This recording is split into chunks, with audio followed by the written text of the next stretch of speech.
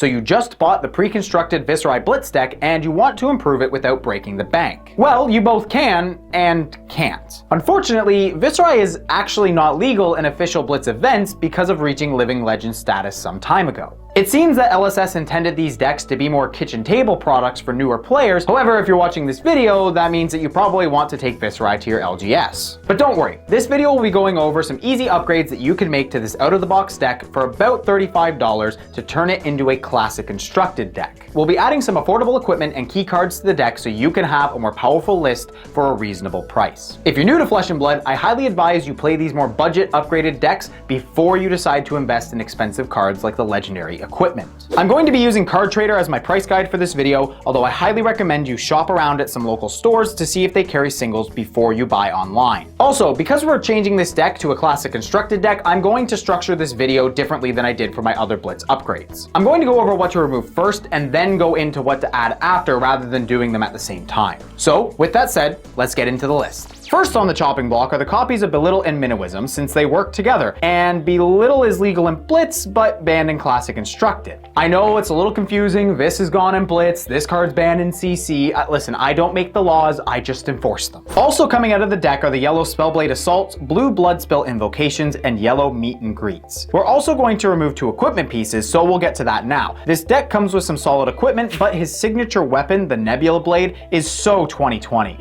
Instead, we'll want to run the Rosetta Thorn, which is an incredibly strong weapon that swings for split melee and arcane damage. However, fair warning, this weapon is Briar's signature weapon, and those leave if a hero hits Living Legend. And because she's close to reaching that, as a safeguard, if you're watching this in the future, you can play the Reaping Blade instead. The important thing is to have a weapon that swings for just 1 resource as it fits the deck's resource curve. Now, leaving all the confusion of Living Legend behind us, you'll then also want to trade those Null Rune Gloves for the Vexing Quill Hand. Both of these have Arcane Barrier, but the Quill Hand can also create 2 Rune Chants, which can be used to play cards like Amplify the Arknight for cheaper on later turns where you're pushing for game. And the last equipment piece we'll want to add is a simple Ironrot Helm for the non-arcane matchups, as it gives us an extra 1 block. Moving on to the main deck, we're adding quite a lot. The first cards you'll want to get are a single copy of all the cards we didn't take out. You can either do this by buying a second copy of the deck if you want to save the hassle, or purchasing the singles along with everything else. I'll throw a list of these cards on screen for your reference, so you can pause here if need be, or you can just, look at the pile of cards that's probably right in front of you while you're watching this.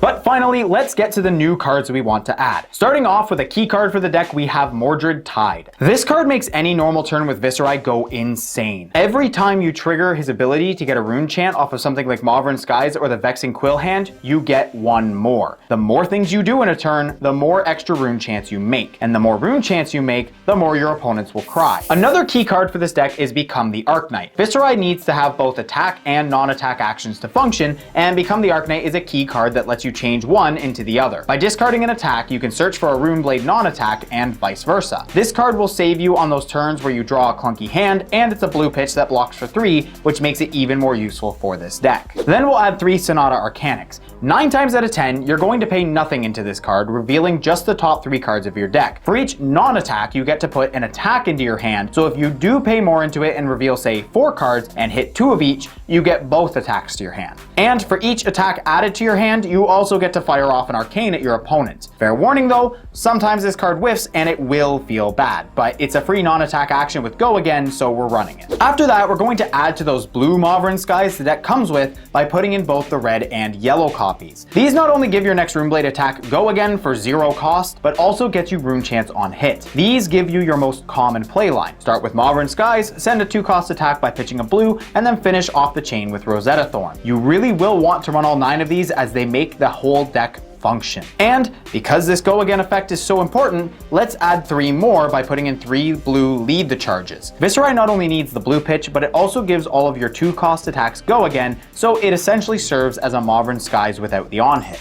And that's it. That's the deck. I really do hope that all the Living Legend and ban stuff wasn't too confusing, but don't let that put you off from playing Viserai in Classic Constructed. He's recently become one of my personal favorites to play in the format, and it's an absolute blast to pilot this deck. Hopefully this upgraded version serves you as a great entry point into the game, and if you found this video helpful, consider leaving a like or possibly subscribing if you want to see more Flesh and Blood content. But with that, I hope you're all having a good day, and I hope you're all enjoying Flesh and Blood.